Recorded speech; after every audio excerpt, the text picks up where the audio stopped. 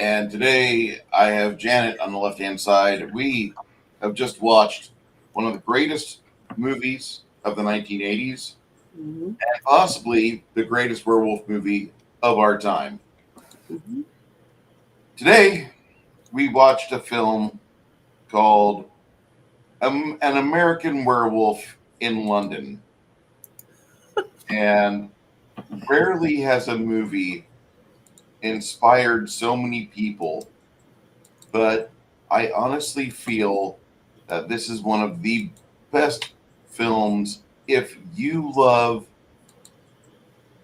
if you're into practical effects, if you want to see a literal stepping up of how editing changed from 1970s to the 1980s, if you want to view a film that is a landmark for so many people, and also this is a fine way for us to see the evolution of Rick Baker, practical effects master, the only man I feel who is possibly equal to Rob Bottin.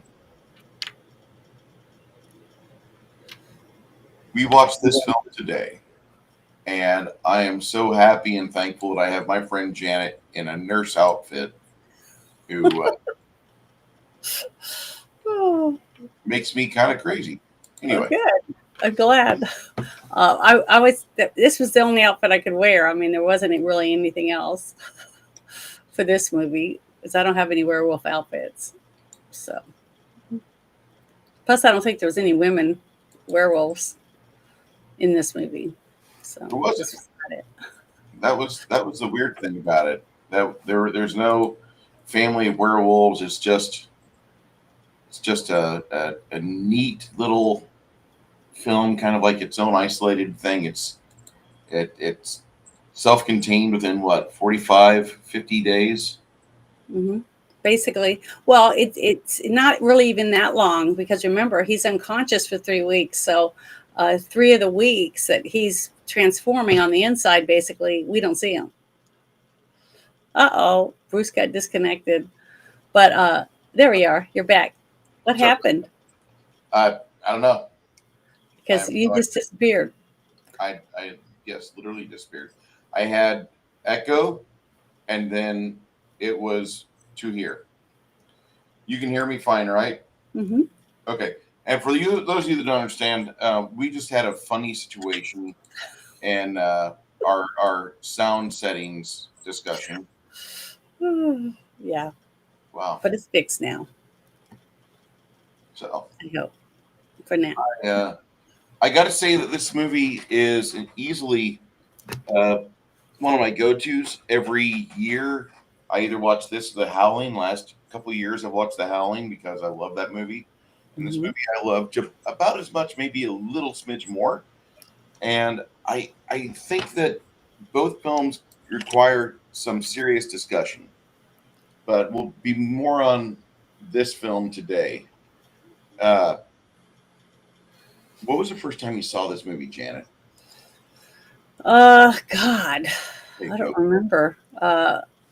It wasn't at the theater, but I watched it at home, I think, or at a friend's house. I think it was at a friend's house, and it was scary. We had popcorn, all the good. We put the candies. You pour the candies into the big popcorn bowl, and everybody's sitting on the floor watching and eating it. So it was good. But yeah, it was very, very scary. I just remember having nightmares the first time I watched it because it was so realistic. The whole scene where he transforms, I've never seen anything like it. It was so believable and realistic to me. Um, I just thought it was horrifying. The worst part is that as much as other films try to emulate this and top it, I haven't seen one really do better. Like Mm-mm. there's some good practical effects in the 1992 Dracula film, not as good as this. There's a series of werewolf films from the 1990s that aren't bad. It's not this.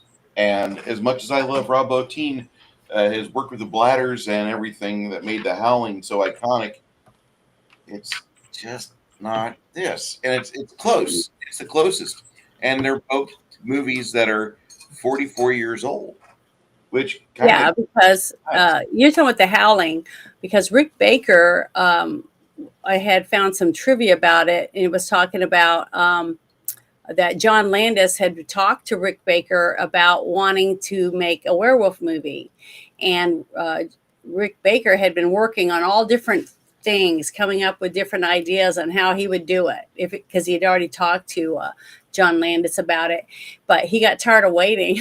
So after 8 years, was asked to work on, I think it was called the Howling or something. Let me look real quick and see what it says on the Howling.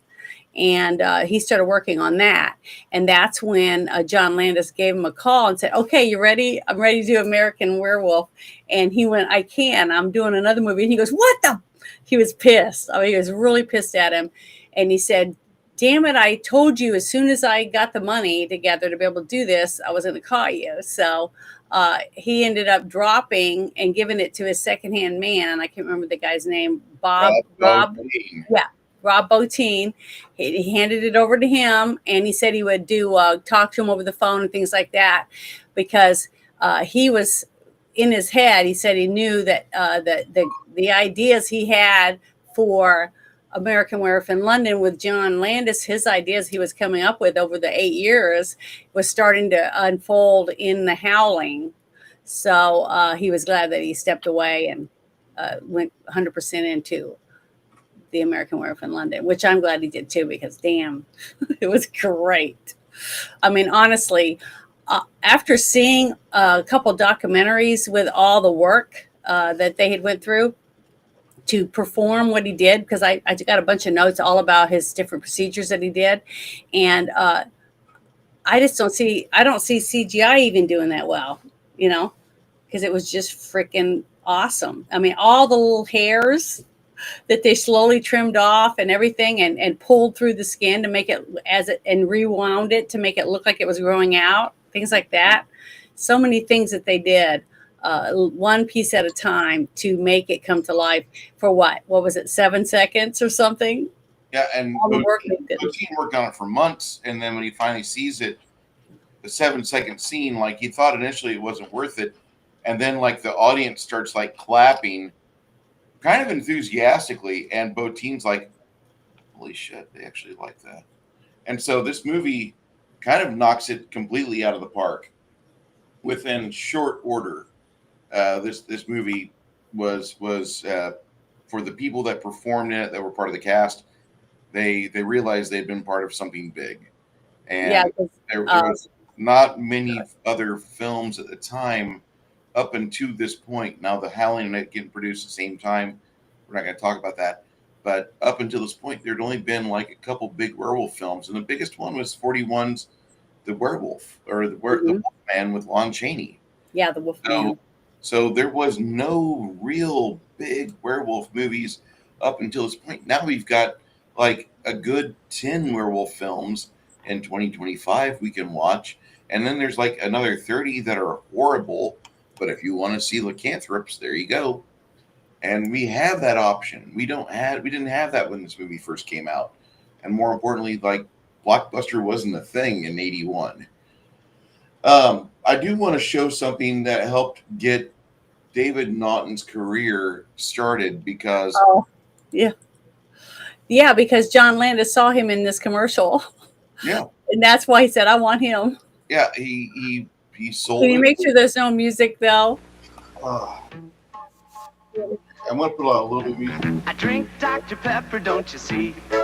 Okay, so now you understand what's going on here. We got David Naughton going around, dancing around. He's a very good performer. He's talented. He's got some moves, and he's got a pleasant voice. And this sells it to Landis, who is putting together his script for this movie. And now he's got his main actor. I just got to find him. Just got to get an agent that'll get me in touch with this guy right here. He's Pepper. Once I get a hold of the Pepper, it'll be fine. And this is one of the cutest things from the 80s. And this is, the time frame that we also have the young boy with the fishing pole singing about Oscar Mayer Wiener. And just to get your headspace in where we're at, but this was a phenomenon at the time. and this was a very popular commercial, which Yeah. a fucking minute-long commercial. Mm-hmm. Good God, a slap shot. One of the best hockey films ever made.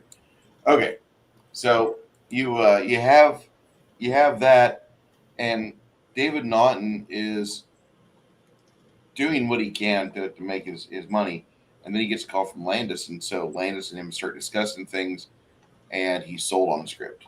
He doesn't even have to do a real interview. He just talks to him, and he's laid back. And what was funny as part of the interview, he said, or normally you have to read and you have to do a video and do all this different stuff and apply for a position. But after his interview with Landis said, "I want him." It wasn't really an interview. It was more like just a phone call. Yeah. And I don't want to say interview because like there might be like 10 or 12 questions given.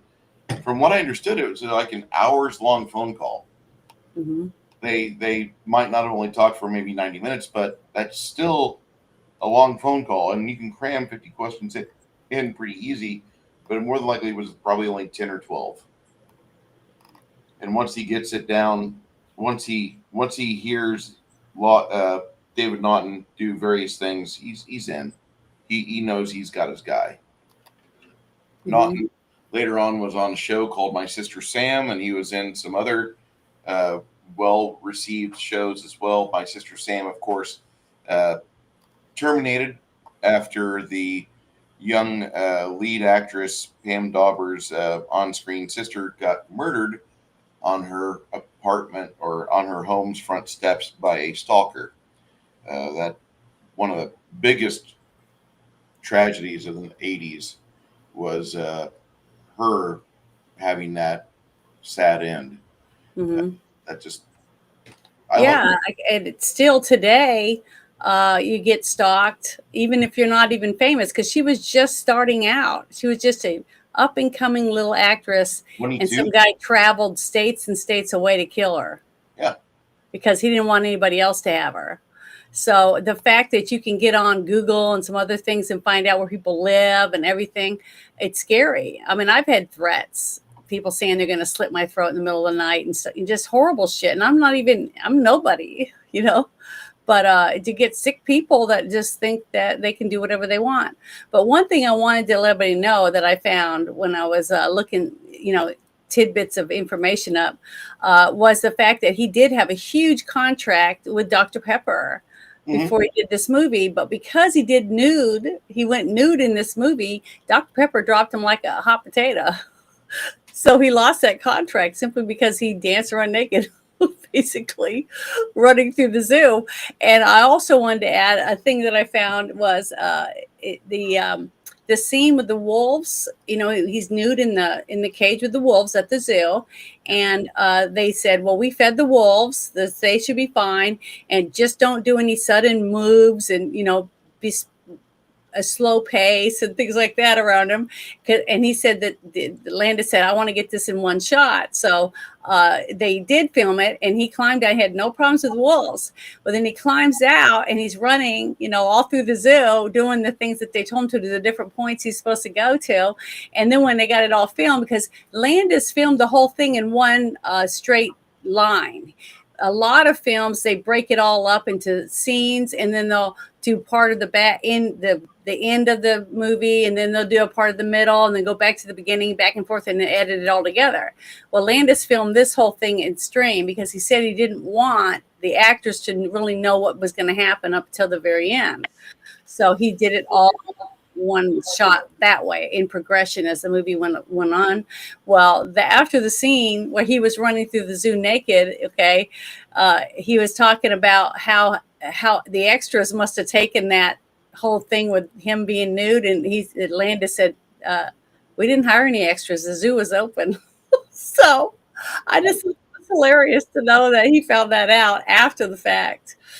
But and also the other scene, the scene where he's naked, earlier in the movie, you saw the part where the two nurses are talking about him when he's unconscious at the hospital after he'd been attacked. And the two nurses are kind of going, oh, he's so cute, that you're doing those comments.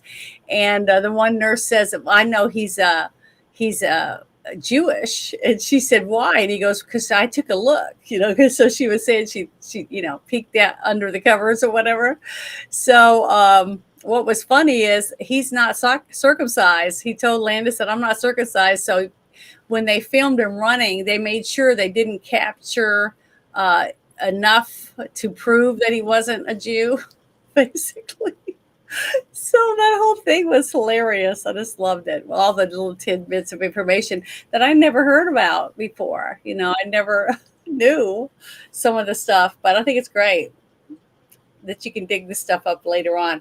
And the fact that Landis wrote the screenplay for this in the 1960s, late 1960s, and had been talking about wanting to make it into a movie for a while.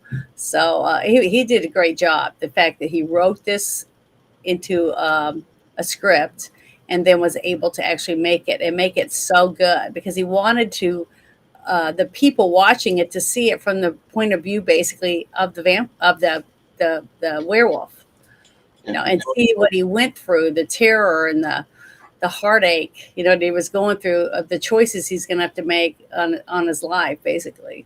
So I just thought it was really, really good point of view. Yeah, Very beautiful. I gotta say that this is probably the 7th time I've seen this movie, all the way through, start to finish. And the phone scene when he calls mom, when he calls his family, yes, sister, that always does get to me. And I don't know why, but I always do feel like, man, that sucks, But that's because he knows he's gonna die. He's gonna kill himself is what he's thinking. He wants to end his life. And what do you want to do? You want to talk to the people you love before you die. And I just thought that was a very moving scene myself. It was very good. That's what I'm saying. It's like a roller coaster ride. This whole movie, because you're just like you said, the very first part of the movie, you got the two best friends. They go to Europe. How many young college age students want to go to Europe and backpack and just hike around and check out the world, because you feel like you're untouchable, you're indestructible, you know what I mean? And then they go into that slaughtered lamb and they just feel awkward because everybody just stares at them like, and you're told how fun and nice the British are, but apparently they all like stuck up. That's what I felt like. I thought it was very, they were all rude to them, and that was sad in a way. The very first time I remember watching it, but they seemed like really good friends, that they, in real life, at least that came across, their chemistry for being friends. Even as he progressively rotted, his best friend, you could still feel like there was a chemical affection for each other as best friends. You know what I mean? Yeah, Did you feel that too? He didn't want him to be hurt. He just wanted him to, you're going to hurt everybody around you. You need to stop everything. And I thought that was really good, because you could tell there was like a genuine concern from one to the other. Yeah, that even though he was dead, okay, and he no longer was among the living, right? He was now cursed as the undead, basically, and which was weird to me. That's the only thing to me that I didn't understand about the movie, is because the lore says as long as the that's right, the werewolf line must be severed. Well, it wasn't, because he lived. So the link, even though the original werewolf died, okay, his blood lived on in David, right? So that's why he was stuck in limbo as a zombie. So but the thing is, he died knowing his best friend didn't realize who he was or what he was going to be. And plus it'd been 3 weeks. He was unconscious, having nightmares and creepy stuff like that for 3 weeks in the hospital, moaning, and he was lucky to be alive. And the fact that the people at the slaughtered lamb didn't want to tell people, want anyone to know, because they thought people would think they were weirdos or the laughing stock of England, that type of thing. So They, and what's sad is that when they were both laying there on the ground and you saw his best friend just torn to shreds. I mean, it was mutilated. It was just blood and shredded meat everywhere. Just tissue. Yeah, it was horrible. And then as he's laying there and he starts to go unconscious, he turns his head slightly and he sees the guy that got shot, or someone that was shot. He didn't know. We thought it was a wolf or a creature or something. And when he looks, it's not. It's a man. And you see his hand moving a little bit, but you see the steam rising above the open wounds in his gut from the bullets, I guess. And then you can see the blood coming from his mouth and steam coming up from his mouth as he's dying, laying there dying as a man. It's now a man, not a werewolf. So you don't get to see the normal transition you see in the other werewolf movies that we've seen in the past growing up. If you love scary movies like I do, they transform. You see them slowly change back into a man as they die. Well, we didn't get that. All we saw was a man laying there next to him. So the whole time that he's in the hospital, you're still thinking, it's a werewolf, because if you saw the trailer, you know that there's dead people and stuff, right? And that they're torn to shreds. But the first glimpse you really do get of the werewolf, of him as a werewolf, is in the subway. Oh my God, the subway scene to me was so freaking scary. It still gives me I'm a clenched fist, and I'm so scared. But with that guy, he's running for his life because he sees what's coming for him, and you see it in the reflection in that one mirror thing, and it's horrifying. The creature they made is just, I just can't even. There's no words for it. It deserved an Academy Award, and I'm glad it won. I was thankful that the people that were in the Academy at that time actually cared about acting and stuff like that, for making movies, for them to give him an award for this movie, because it was freaking awesome. That's all I can say about it. So, Nerdy Over's looking for the chatters. Yeah. I really find this movie to be just kind of a rebranding of the lycanthropy story, of the curse, of everything involving that. And I just find it to be a welcome change, because up until this point, like I said, we only had the Wolfman to really look forward to. There were other Wolfman movies out there, fucking Hammer's Horrors. The only thing that they made more of, I think, was maybe Frankenstein and definitely Dracula films, but Wolfman films were pretty popular, the Wolfman stuff. And they even made Silver Bullet, The Howling, and then I'm trying to remember the other ones. Later, Silver Bullet was later. All that stuff was later. Yeah, I know, but I'm saying since the other old werewolf movies were out. Yeah. And then they even have some newer ones that I haven't seen yet. There's about 10 really good werewolf films that are worth your time. And then there's about 30 to 45 that are going to be on a TV and you're going to occasionally look at, but they're not worth following all the way through start to finish like this. This is like the A tier or maybe even S tier of films where we have a movie that has yet to be beaten in its genre. Mm-hmm. And that's just my own perspective about it. As far as lycanthropy films are concerned, there's not a better one than this. This does it for me every time. And The Howling is so close to it. It's just a little bit less. And that mainly isn't even Joe Dante's direction. It's not Rob Bottin's lack of experience compared to Rick Baker's decade that he had at the time, I believe. Both those men are still alive and well. But I think this movie here does such a good job with its narrative, its tight pacing. The editing in this movie sends it above and beyond. This is one of the best edited movies I've ever seen. Yeah. To go along with the music, the dialogue, the seamlessness of how it unflows, it's just phenomenal. You can't even tell that it wasn't all filmed at once. It's straight through. You know what I mean? Mm-hmm. That's how good. When you have a good edited movie, that's basically you have nothing that takes you out of it. You know what I mean? So it was phenomenal. I think the whole group of people that John Landis chose to put this movie together.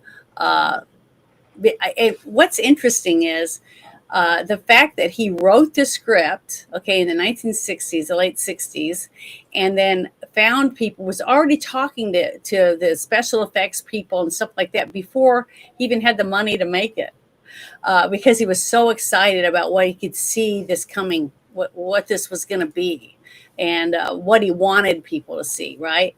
And the fact that he put that much work into it, you could just tell he was hands-on through the whole movie. The simple part where you see David gets locked out of the flat and he has to crawl through the window. He's crawling around, and the dog barking at him. And then he's crawling on the windowsill that goes out. It's a round window. And he gets to the thing and there's a cat. And you see the cat go, hissing at him. Because he's changing, right? Not just because he's a person. It was because he had that creature inside of him. But the fact that the director said, "Let's make the cat hiss," right? So they took another cat and held it in front of the other cat to make it hiss for that part of the movie. The realism of it, and this was all before all special effects and shit. This was all done by hand, basically, and good acting, facial expressions. I mean, look at how good David's character did, as he changed, the screaming and the hollering and the noises, Jesus Christ, I'm burning up, and he's ripping his clothes off. It was very, very believable. He did a great job considering he was just starting out, and it was just good. And the chemistry between him and his best friend, what was his name again? I'm trying to remember his name. Griffin Dunne. Griffin Dunne, because his sister was the one that was in Poltergeist that was murdered by her boyfriend. Yep. You knew that, right? Yep. Yeah, that whole thing was just horrible. But the chemistry between them and the fact that he had a crush on Jenny Auger before he was in the movie added more chemistry between them two as lovers, swayed in the night. And when she's running, this one scene I just thought was so good. It was, even though it probably would never be able to happen in real life, I felt it could, simply by the fact of the way that I felt for her, knowing that David was there. She didn't know for sure whether he changed into a wolf. She didn't see him, right? Yeah. She just knew that he thought he was going to turn into a werewolf. So she was running into gunfire, basically, with all those people that had guns, because she knocked them over when she was pushing her way through. And she's, let me through, let me through. And it sounded, and she acted really like somebody who was madly in love with someone who knew they were going to die. And if she didn't get there and save them or try to. And when she gets there, right as they're shooting, or right before they shoot, and she says, I love you, David. And when she said that, and you see that the wrinkles come out of the eyes of the werewolf, like he had a slight cognition of knowing who she was and that he felt love for her before he was about to pounce and they shot him. But then you don't see it, basically, but he transforms back into a human from that form. So she realizes he really was a werewolf. So I'd like to just take a minute and thank one of our supporters, one of our friends, a guy that I probably stream with 2 or 3 times a week with, if I can. Mm-hmm. DM James, for $5 American says, hello, nurse. Oh, I missed it. I didn't see the chat. Well, hello. Oh yeah. Thank you so much, James. You didn't have to do that, but yeah, that was sweet. Bring out the bangers today, and Janet looks amazing in the retro nurse outfit. Six Nations is like, I've seen this film dozens of times, and Werewolf Howl is creepy every fucking time. Yes. Yeah. And all the sound effects that they use different animal noises, elephants, tigers, lions, some bears. I think they even used a train, a locomotive sound of tracks or steam or whatever it was, in combination to make the different sound effects throughout the movie for the creature. because Landis said he wanted people to say, "What the hell is that?" Yeah. And he wanted the amazement of people, to the intrigue, and also the whole thing with John wanting people to not see too much of the creature, simply because he knows the imagination is greater than any film, Yes. right? So when you're reading a novel and you're putting together in your head what you think you see as you read it, the landscape, the sky, the clothing, the richness, textures of the clothing, the color and the softness of the woman's hair, or how built she is, or what color her beautiful eyes are, or how big the guy's fangs are. All those different things is all in your mind, and your mind can do better than anything. But knowing that, and that he tried to do that for the person watching the movie, to me made it even better, because he wanted to make the story he wrote down on paper himself come to life for everyone that watched it. And that is why this movie is still a freaking badass, scary horror comedy, whatever you want to genre you want to put it in, after all these years still. And all done without the stroke of a keyboard to make the picture. You see what I mean? Mhm. All hands on. This is all the imagination of the creature makers, the special effects people, the people that picked where they were going to film it, and the actors that were going to put in it. They did all that and put that together, and made it into a cult classic, and I can see why. I've seen it at least 20 something times, and I still think it. I mean, watching it today, I still had clenched fists when the people were getting attacked. The three little old men, the homeless guys, they're out there by the burn barrel, and then you got the dog, and it's barking, and you could tell it's kind of whining like it's afraid, and they make fun of it and say, "Oh wow, what a guard dog you have," because it's basically a wimp, So and the dog runs off, and then you see the one guy say, "Mary, Mother of God," that you could just see the terror in their face, and you could just you get that lump in your throat, and you're like, you're holding your breath, not knowing what's going to happen next. So they did a great job at drawing you out, for the terror, the suspense of it. Still, after me seeing it 20 something times, I still felt that way through all those scenes, even though I knew it was going to happen. It's still scary. And I would not recommend even young people watching this until they're at least, I'd say 11 or 12 at least, simply because of the love scene, not as much for the actual fight, or the death scenes or something. Now, the after effects with the gruesomeness, it's pretty gruesome. I mean, very realistic. I mean, when they showed Griffin Dunne laying there, oh my God, it was just I horrible. honestly felt like they actually had done some studies on forensics, and they had looked at like wildebeest attacks and things of that nature. Yeah, Because that was done so well, and I got to give props to the forensics team. They did a great job of reporting that. Yes. Coco, you have a great game with Doc Flamingo. We love the big man, and hope his game is great fun for you. Thank you for stopping in. We appreciate you. Ironic how David Kessler tried to get himself arrested using offensive language and failing. He'd be Yes. or more if it was done today, sadly. Yeah. I mean, all they have to That's why they added, because of that scene with David Nottingham saying that Prince Charles is a fag, and all the different stuff, the Queen Elizabeth is a man. He was saying anything he could think of that was offensive, because he was wanting the police to arrest him. And that's why they put what they did at the very end of the movie. Can you bring that up, a snapshot of what they put at the end about the Princess Diana's wedding? Yeah, let me pull that up again. That was pretty funny. I just thought it was, and then it was great, but that was back when people could still laugh at stuff. They could say things like that and do things like that, like the fake porn they made. They made that porn while they were making this movie, the fake porn to put into the movie at Piccadilly Square. There was just so much detail that he went through to make this movie as good as it ended up being, because he covered all the bases. You know what I mean? He's the one that wrote it, so he knew what he wanted and where he wanted it.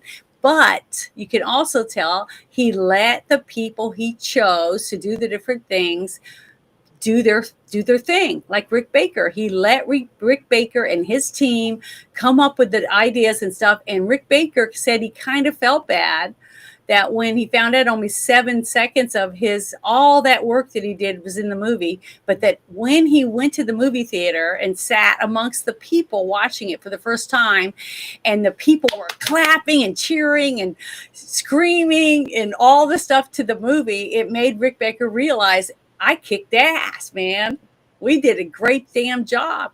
Then you could see him when he, if you go back on YouTube and watch the videos when he wins the Academy Award, he's almost glowing. He's got an aura that's just so bright because he's so happy to see other people wanting to show him, damn guy, this is phenomenal, It's nice to be recognized for the hard work that you do, But guess what? John Landis saw it way before any of us did. You know what I mean? Mm-hmm. Saw his potential and knew that he was the one he needed for this movie to make it what he wanted it to be. And he was right spot on when he picked him. So, he knew what he was doing. So anyone that says, oh, he was just lucked out, I don't think so. He had him 8 years earlier. Oh, that's his pet? Yeah. This was the dog that was the inspiration for the look of the werewolf, by the way. Yeah, because that's what Rick Baker's pet looks like. These are a little 40 to 50 pound fur ball. They've got a definitely distinctive bark. I've had 2 of them. I had a purebred, like these gray and salt and pepper ones here. And I had a blended. They're so cute. They're amazing, but they are very much not for indoor life. And I'll say that. Yeah, they shed. They look like they shed big time. It's not even that, Janet. We had one of the worst rainstorms in Illinois, and we brought our dog in. The trees were getting ripped to shreds by the lightning and the thunder and the wind, and branches are coming down left and right. And the dog starts to chew apart the storm door to get outside because he doesn't like being indoors. Oh, to be outside where the weather's at. He's of the mindset that I'm built to be rugged. He's a sturdy little shit, and he wanted to go outside, so we had to take him back outside and chain him up safely up against the side of the house, which in the morning we went back out there and like a couple things had blown over, but his house was fine. He was fine in the house. He was just happy. He lived for like a good 12 years too, but they are a great little dog. They are mainly dogs you see if you go to the Netherlands, you see them on the barges. They're small enough to where they don't cost a lot on the maintenance and upkeep, but they're fierce enough to where it'll make people pause like, I really don't want a 40-pound add-on to my arm. Yeah. And they're not as vicious as, say, a Belgian Malinois, but if you cross them, you're gonna have a biter on your hands. They love that. They love to like protect their mom and dad. Okay. So yeah, I saw that. I looked up that trivia that said that he had one of those and he was trying to make it resemble that because it could be a little tiny werewolf. And the fact that Landis didn't agree with Baker about the werewolf being on all fours. Landis was thinking of a werewolf that was standing up on 2 legs. So the fact that he let his man, the man he handpicked 8 years earlier, to pick and do his point of view on his creature that he created in his mind shows you what a good director he is. He trusts his people around him. That's right, and that's why his movie kicked ass. There's a lot of reasons that people don't like John Landis. I get it, but I like John Landis because when he's allowed to have an environment that he will be able to photograph whether or not fucking him up, he makes a good product. And this movie is direct is an absolute joy to watch, and it's almost a boilerplate testimony of this is how you should actually direct, because he doesn't really get into everybody's business and get over their shoulder and micromanage. Instead, he just kind of dictates, like, I need this product, I need this product, I need this product. Well, that's what's good about when you're building a house, or you're going to do anything, something like that, or you're going to have a wedding dress made or anything.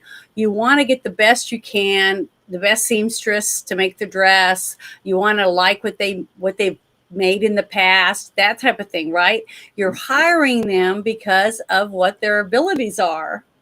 And you trust them. You tell them this is what you're thinking you want, and what can you do? And then they'll do some sketches. That's why you have storyboards and all the different things like that, right?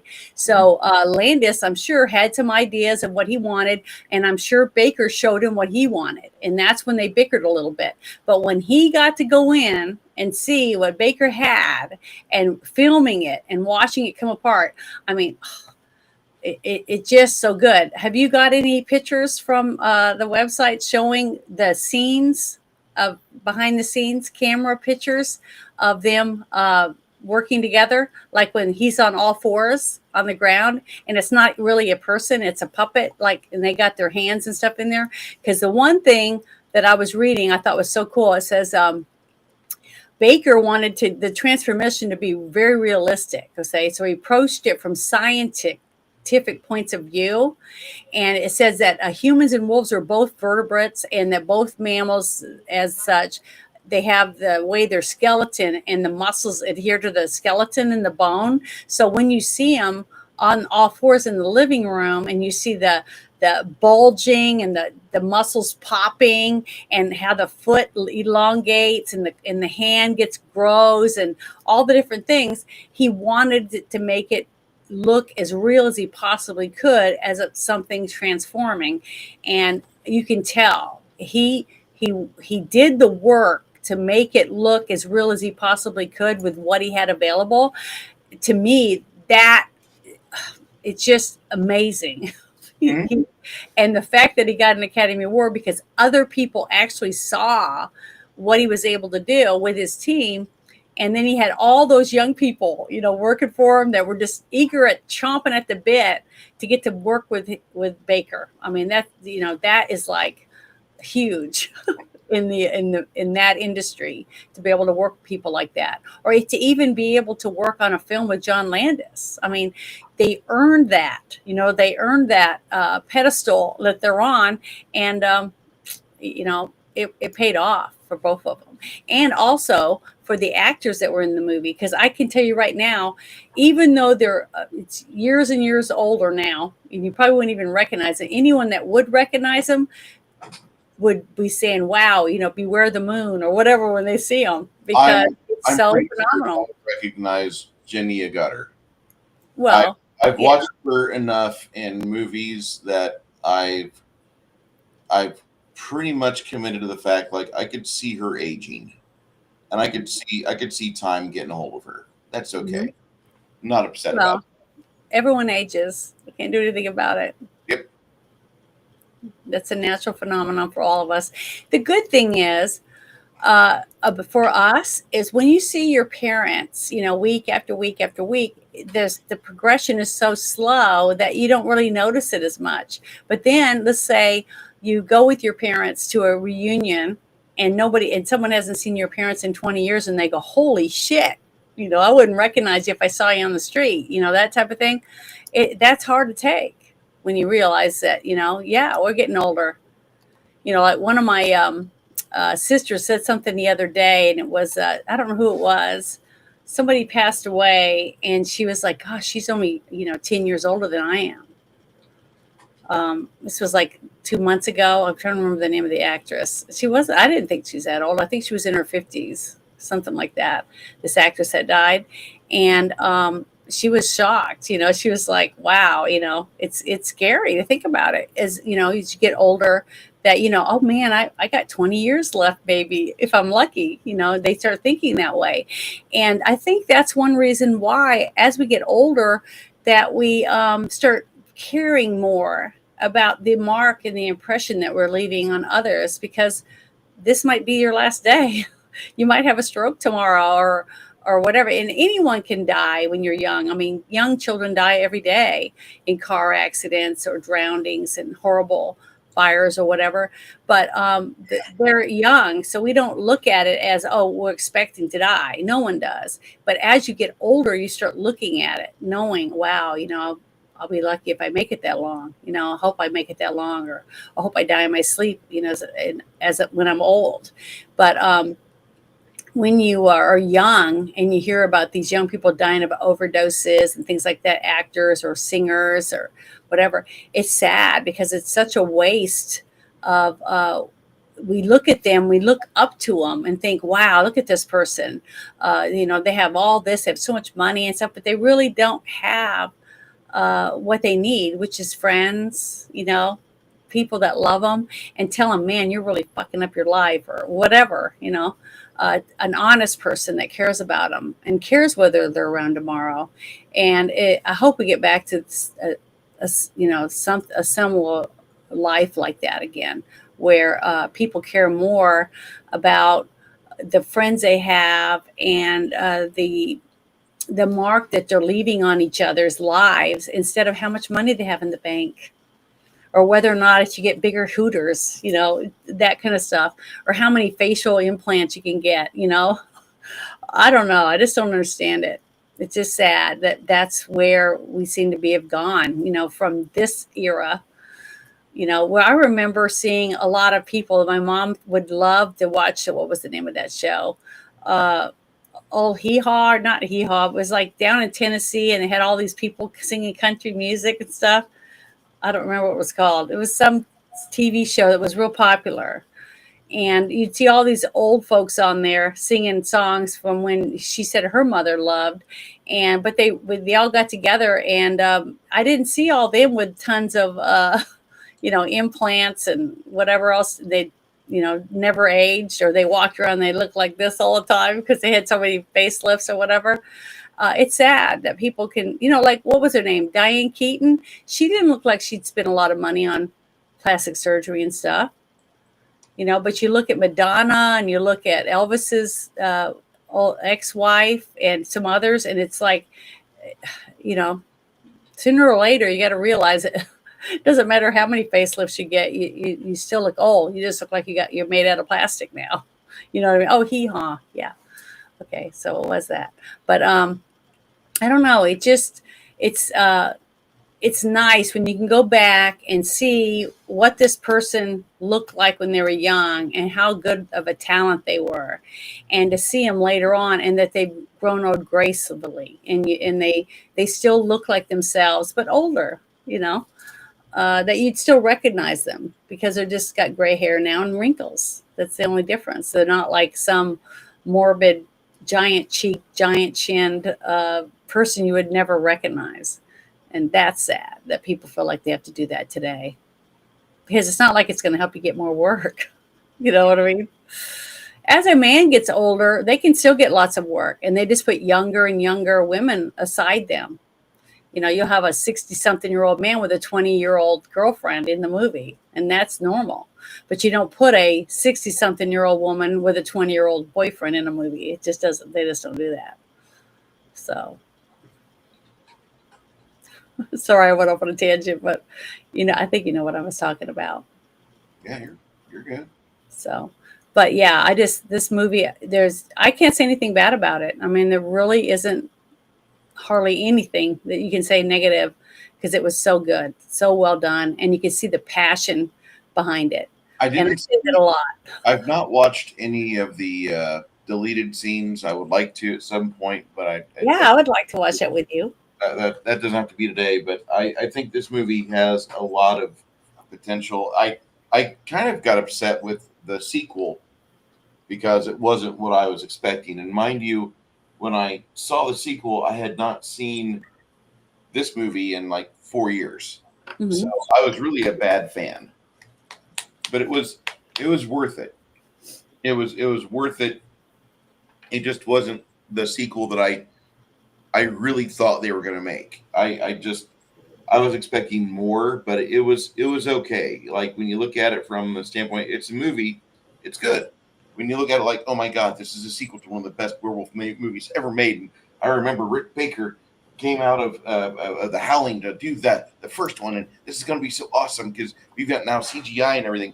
And this movie, the American Werewolf in Paris, just didn't measure up. It's a I good never film. saw it.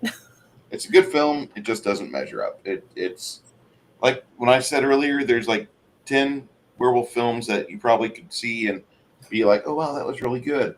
And you see another one, oh, that was really good. There's like 10 of them that you would be pretty impressed by. And they have good acting and good pacing. And they've got something to add to the lore and the mythology of the lycanthropy. This is one of them. And Yeah. American Werewolf in Paris is definitely one of those films. It's in those movies that there's 10 that are worth Can it. I ask you a question about it? Because I've never seen it. Go ahead. Was she pregnant? No. Oh, okay. I was just wondering if it went on that direction or not. I don't remember her having a child. But she's in the second one? I don't believe so. Oh, I don't think that Janine Gutter's in it. okay. I was just trying to, There's a different young lady that's in it. I'll pull that up in just a second.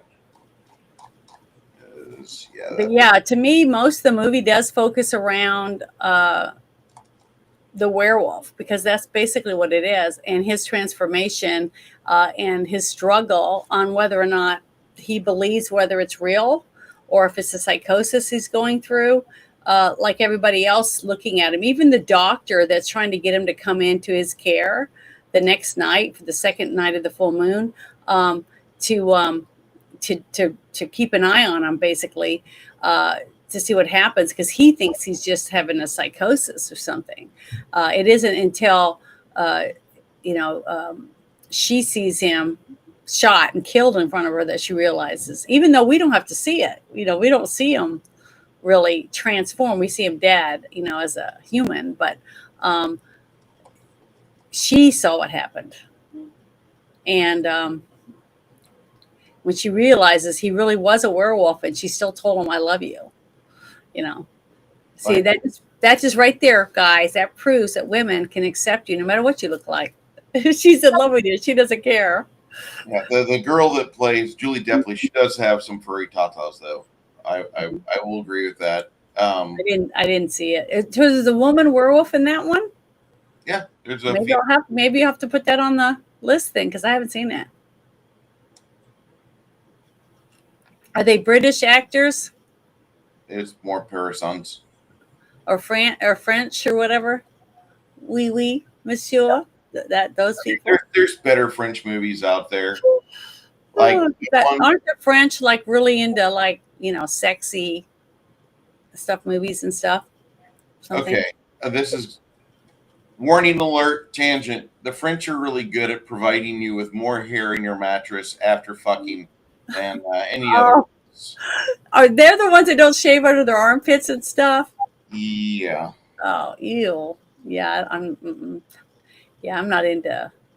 Well, for women to have hairy pits or hairy legs and all that stuff, I'm not into that. But if you're into hair, I guess more power to you. Whoever likes that stuff. The CGI in that movie completely ruins it. I think if it would have been all practical effects, it'd been fine. There's some really good lycanthropes in it. The better lycanthrop movie than fucking American Werewolf in Paris is Underworld Part 1, even Underworld Part 2, or even Underworld. I loved Underworld. The third I thought the concept was really good too. Those are supposed to be on the list too. Yeah, Underworld, at least the first one. It's got Kate Beckinsale in it. I'm sure it's on there somewhere. Might have to look for it real hard with invisible ink, but it's fucking there. Okay. I like that movie. Mm-hmm. But yeah, there's a There is a documentary, a couple of documentaries on the making of this movie, and they're all worth watching, every single one of them. So if you liked this movie at all, and you want to understand the work that these people went through to make this movie as phenomenal as it is, it's worth watching these documentaries. They're great. I mean, I think I might even do a special, but I'd have to only do it on Rumble and X, because YouTube wouldn't let me do it because it's, trademarks or whatever. But it's definitely worth watching. It's, it's just really, really good. It's very informative, but the detail that they go into to make everything as realistic as they did without CGI is what makes this movie so good, and why it won an Academy Award. I thought it won multiple. I was trying to find that before we came back, before we went live, but we had all those technical problems because of, I had my thing volume down or whatever it was. I couldn't hear you. So I just thought that's important for people to know if you want to watch it, to find out about it. It's worth it.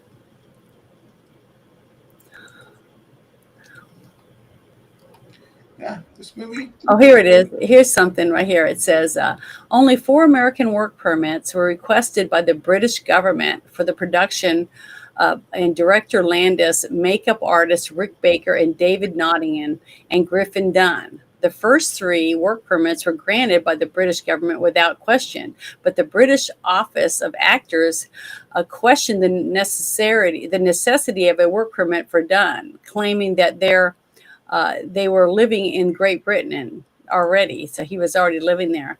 And so it was only when director and screenwriter Landis threatened to rewrite the script and retitle the movie American Werewolf in Paris that the Equality Office reconsidered the application and granted it to Dunne. So he had to make threats. And then it says that they did make the movie 16 years later, the one American Werewolf in Paris. So that I thought was pretty interesting when I read that, and why he threatened them, told them that, oh, fine, we just won't even use your London in the title. So they changed their manner. But what was funny too is I heard comments from people about how England does have guns. They don't have guns anymore. So some of the things that were portrayed in there with the way that the police force and SWAT and stuff works in England. But one thing to me that was very impressive on top of it, when it came to the stunt people, not just the special effects and the makeup artists, was the fact that the work they had to go through just for that one huge car pileup scene outside of Piccadilly Square. Mm-hmm. That was a lot of work. Look at all the people flying out of windows and vehicles hitting each other and flipping over and stuff. Fucking double-decker bus. I mean, that the drivers for those are supposed to be really talented. I've not seen that myself, but I've heard. Mm-hmm. So I'm pretty okay with them trying their best to make one look like it is out of control and it could tip over. Mm-hmm. They did a great job, I thought, considering how much did you say that it cost to make this movie? $5.8 million. $5.8 million. Yeah. And look at the details in this movie.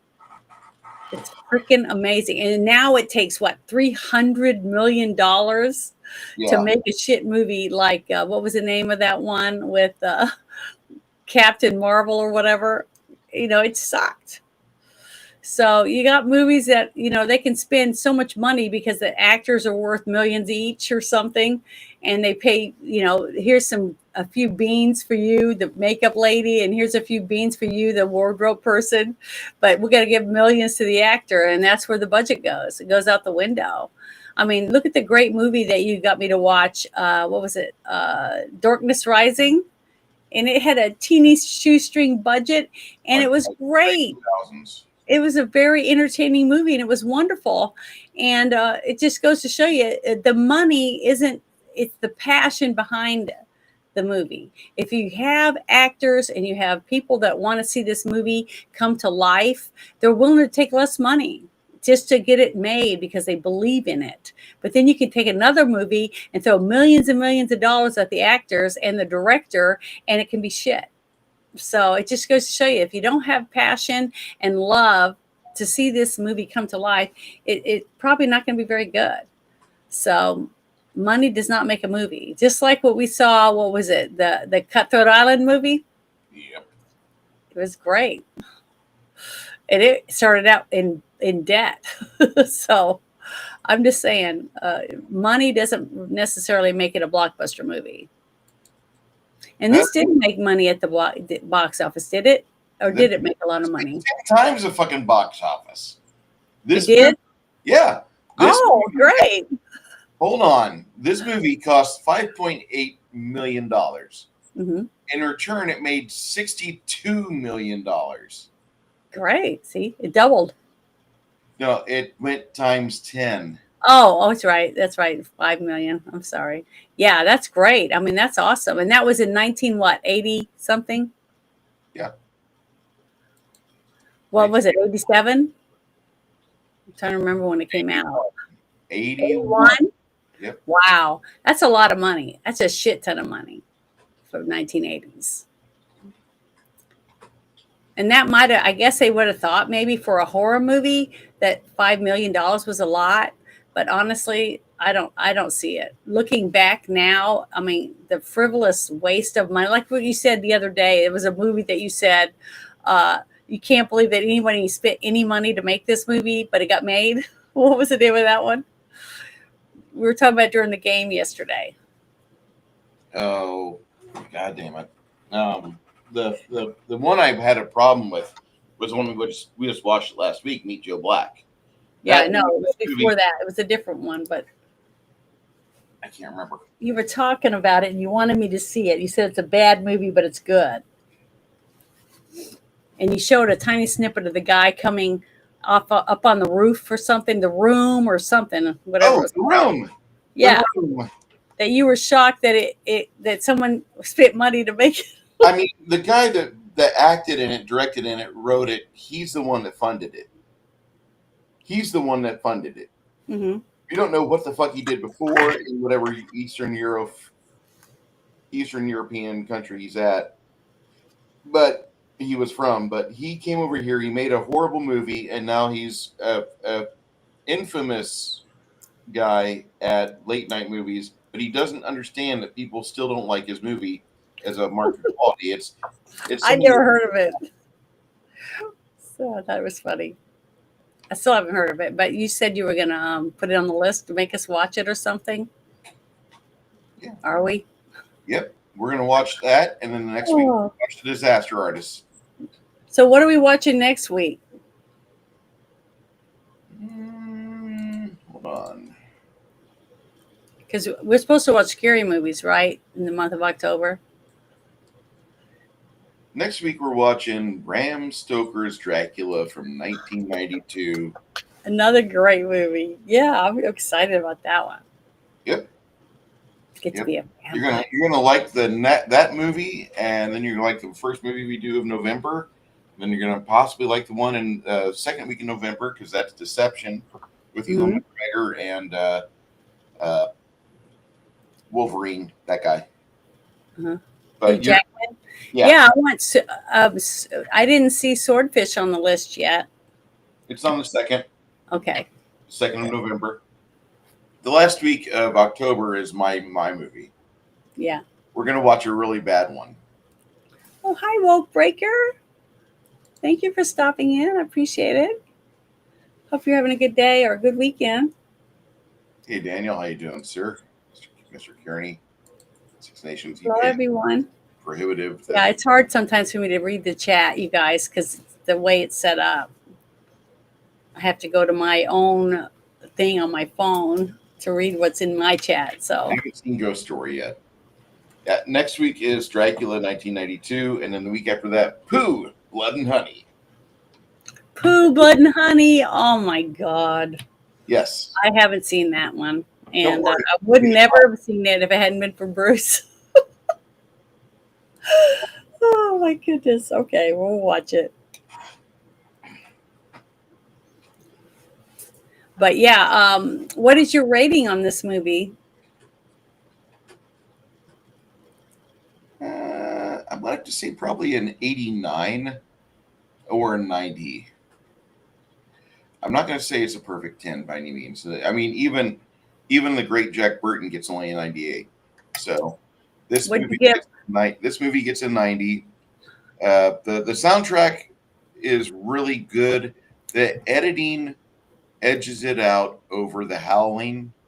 And if you like Jania Gutter, you're just edging the whole time anyway. Well, I was going to give it a 9.5 out of 10 because there's just a couple of little things when you close ups and stuff like that because of the the monster makeup or whatever type thing, and the fact that something that I know why they did it, but to me it still didn't make sense. The fact they left the door wide open all day after we went back in the apartment, things like that, and that nobody came down to check on him when he was screaming at the top of his lungs in an apartment. So little things like that to me that took me out. Like, why isn't anybody coming? Or something like that. But they're very, very small. Nothing to do with technical stuff. I didn't see anything wrong with editing. The acting was phenomenal. The sets were great. The makeup was fucking 5 stars. I thought the directing was really good. And it was just little subtle things like that in the story that I had a problem with. And that's why I didn't give it a 10. But this movie is still just as good as it was way back, I guess, when I first watched it. Now, the only thing that makes it age was the phone. Like when he's calling her apartment and you see the phone ringing. That was one of the only things that brought me back to the year that they had phones like that. But besides that, the buses, the people walking through the city, the tourists, the porn in Piccadilly Square, things like that, it's still there. You know what I mean? So that didn't take me back at all. It was the actual phone on the desk. That was the thing that aged the movie for me. Even the clothing wasn't so far-fetched that it wasn't believable. No.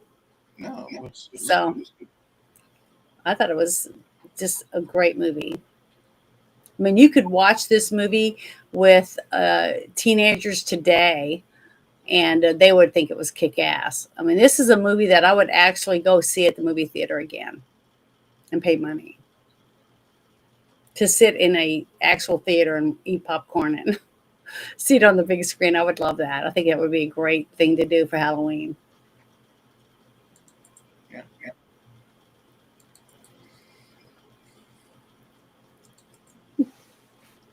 So this movie I discovered back in 1994, and there was a game that just came out. It was a companion game to Vampire the Masquerade, and I was really interested in the Werewolf series. And it was a neat game. There was like 10 or 13 werewolf clans, and some were really neat, some were really stupid or gay. And it was just a very fun game that had a lot of possibility to it. But the main thing that I loved the most was that at the very end, there's an appendix where they could just like send you down your way. Check these out at local store, local theater, local library. And this is the number one movie in the list. And this movie is still the same way since then. It's still the number one vampire or number one werewolf movie on the list. It is often emulated, but poorly done. And we have another review here. Go ahead, Janet, read this. This film is a staple of my childhood and checks all the boxes. 90 out of 100 holds up. 40 plus years after the fact, and it's inspiration to would-be FX artists. Yeah, and what's really sad, because that is truthful, is we're not going to have anyone like Jim Baker around anymore. when they go to film school, they're just going to be taught how to do stuff on a computer. They're not going to be showing people how to make scars or gashes or someone's hair being ripped out and half the scalp coming out with it. All that cool shit that we watched when we watched scary movies growing up, and with actual makeup. We're not going to see that anymore. It's all going to be something fake. It's going to be AI. They're not even going to have actors or music editors or anything. They're just going to tell a computer, this is what I want. And the computer's going to make it. And then you go to the movies and you're going to watch a digital movie or watch it at home on TV and not even go to the movies anymore. That's sad to me that's what is going to end if we let it. So, yeah. You won't even need me. You just have some fake AI bimbo sit here and talk to you. You'd have to have a real person. So, it's sad that that's where we're headed. It was But Werewolf. at least they'll be perfect. They won't have any wrinkles, and they won't have any scars, or, they'll all either be blonde or brunette or whatever you want, triplets with all different colored hair, and perfect actresses and stuff. Nobody will make mistakes. It's going to be sad. Boring as shit. Yeah. It is going to be for some people, but people that grow up watching it, they won't know anything different. See, that's why I think it's important that people today, if you have a 13 or 14-year-old kid, watch this movie with them and then show them the documentaries and show the work that these people went through to make that monster so scary. They didn't have buttons to push on a computer to just make it, AI didn't do it. It's something done by people's hands and their imaginations. And it's sad that we're going to lose that. See, Rick Baker and Rob Bottin are both men in their late 60s, early 70s, maybe older. But I honestly feel that there's too many people out there that are cinemaphiles that are demanding more movies come out with this level of care and love than people sitting down. And I mean, the best reason for that is there's a really good, it's not great, it's a good movie, and it was born of a bad movie. If you go back to 2010, there was a horrible film called The Thing, which was supposed to be a prequel to the 1982 movie where Kurt Russell and his group are at the base in Antarctica. Mm-hmm. And this movie is supposed to be a prequel to it, and it's what happens at the Norway base. Well, it's not a bad film, but this special effects team had done all the work for The Thing 2010, and they finished, and the studio comes along, people that don't really watch movies, but they look at a paper, they look at expenditure reports, they look at garbage, and they look at everything and they say, you know what, this is really a good film, but we need to redo something. Like, oh, really? What do you want to do? And everything like, okay, they're going to give us more of a budget. Nope. We're going to give you a little bit of a budget, but not enough to where you will be excited, because you're going to burn all that budget on computers and make CGI replace every practical effect for The Thing, because our new audiences don't want practical effects. They want CGI, and they can't tell the difference. That's not true, though. So the movie comes out, and that practical effects team is replaced. They bring in some digital guys, and they don't do a good job. The movie looks like shit. It's one of the, when I'm finding myself rooting for the movie projector to break, not a good film. And the last act of the movie, I was absolutely pissed. I despised this movie. I hate it. This movie rates as low as G.I. Jane at 25%. Fuck this movie. The practical effects guys understand that they've done a really good job. And they made the best movie they could with the money they had, and they were willing to show their work. What they did was they had an idea to make an isolation thriller like Aliens or The Thing, and they put it up on Kickstarter, and they call it Harbinger Down. And so Harbinger Down is about this trawler that's out in the Bering Sea that grabs a Russian satellite off an ice floe. It's fallen, it can't get up. And they find on this Russian trawler, or on this Russian satellite, there's tardigrades, which are little microscopic Russian bears. If you know what I'm talking about, it's great. Mhm. These little microscopic animals have been radiated, and they can survive in any environment basically. And these here start to mutate and grow. So it's a really good practical effects film because these people are not at the top of their craft, but they're really good with what money they've got. And I would recommend this movie to anyone who likes isolation thrillers. Shutting Her Down is great, and it came out as an answer to those of us that had to question, what the fuck are you thinking of making a Thing movie with CGI? Fuck you. And that was kind of how it was. This Harbinger Down came out, and they're like, listen, we're the original team. We were supposed to make this great movie for the prequel for the Norway base. Unfortunately, the studio got in our way. Here's this movie. Come see it. And it's not a bad film. Harbinger Down is one of the better movies to come out in the last 15 years. And it really does show that if you have a talented group of people with a vision and they all get on board, I think this is probably one of the better isolation thrillers out there. As far as it's all concerned today, if you like werewolf movies, Howling, Part 1, not 2, 3, or 4. 4's okay. It's almost a return to form. Don't see Part 3 marsupials, and don't see Part 2 unless you like the blonde-haired girl with big tits. Okay.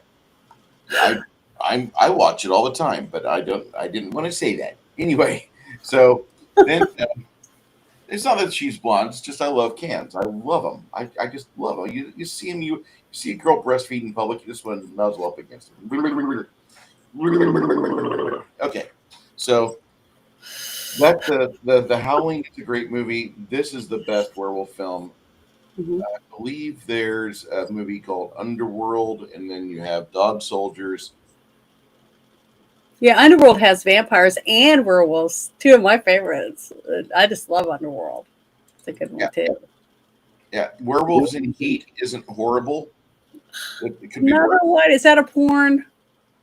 It's got naughty parts, I but know, but it's not a porn. I wouldn't say it's a porn. It you might see some penis on scene. Hmm. Okay, so Werewolves in Heat isn't bad. It just whatever. There's a good movie in there somewhere. It just you gotta ignore some other things like some acting. Um, the 4 films I said there's like 10 good werewolf movies. I just gave you 4. One of them being the movie we reviewed today. I recommend you see those. We've got another something. Yeah, Lance Henriksen's in Harbinger Down. It's not a bad movie. It's Is actually that a werewolf movie that you're talking about? no, not in the least bit. It's a Okay. movie where they grab a satellite off a ice floe and there's little radiated bacteria bears on it, and they turn into something else. It's a naturally occurring They're creature. all like nanobots. No, not nanobots. They're like the little tardigrades. Hmm. Hold on, I'll have to get you a photo of this. You've seen these before. I know you have. I think 90% of you have seen these before. Isn't that what's in Doctor Who? I don't watch Doctor Who. I like my science fiction not to suck, and I only got into this in the last. Lloyd said he was 85 out of 100 Yeah, for the movie. Lloyd liked it. Lloyd Yeah, I thought, missed it. I missed that. I'm trying to catch up with the chat. so this is what the little thing Oh, okay. they call these little Russian bears. Hmm. And when I say little Russian bears, they're microbial, but they have these on satellite. They get irradiated. Are those in down. real life? Are those real, or is it just Yeah. pretend? They're mites. These are fucking real. These are little mites. They're like little mites. Yeah, Okay. Yeah, that's what I thought. yeah. They're cute. They're fun. They're Cute. Who said that? You don't think that's cute? Look at that little face. Oh no, they're disgusting. The thought of it being crawling on your, I mean, every human has mites on them that eat dead skin and other stuff off your body. I mean, you have mites in your eyelashes. I mean, they're just on you. You know, to be healthy, you have to have some kind of creatures, some microbes and stuff. Look at that face. He says, I will clean you up. Nom, nom, Look nom, at those little claws. Isn't that disgusting? The thought of that scratching your skin and stuff. Ugh. He gets the dead flakes off. Ugh. It's disgusting. The thought of it. But they're really on us. Or moss piglets or water bears, my bad. Ugh. Disgusting.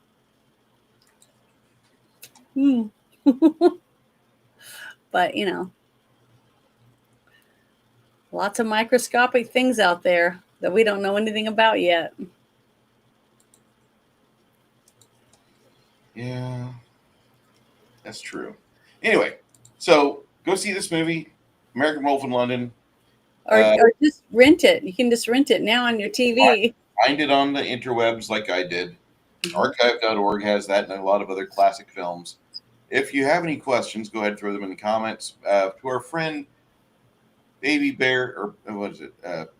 Little Baby Girl, we really appreciate you. And if you have any questions with anything, go ahead and drop them in comments as well. Jackie Blue, thank you for showing up today. Lloyd Christmas, 31 Nations, 6 Nations, 31 Kings. And of course, our supporter for the day be Mr. James. And there was another $2 donation we got today as well. I apparently can't. Tapeworms. That's disgusting. What? But that is funny. Hello, nurse. Okay. Any other questions you have, go ahead and drop them in chat. Drop them in the comments. We will be back here next week to watch Dracula 1992, one of the better movies that Gary Oldman's been in. Yeah, really scary. Amazing film. Anyway, from both of us, thank you so much. Go ahead, Janet. Bye, everybody. Thank you so much for hanging out with us. We really appreciate it. Because Bruce and I really love doing this. Even if nobody watched us, we'd still do it because it's fun. It makes it more fun when we have a good chat that actually interacts. And I know that there's other people that never say anything because later on they might say something, that about our review or whatever. But it's just nice to see you in there because we can see numbers, but we can't see who's in here unless you say something. So it's nice when you guys at least say hello or whatever, or that you give us a thumbs down or something so we know you're around. But we really appreciate it. And thank you so much for hanging out with us for a little bit today. We appreciate it.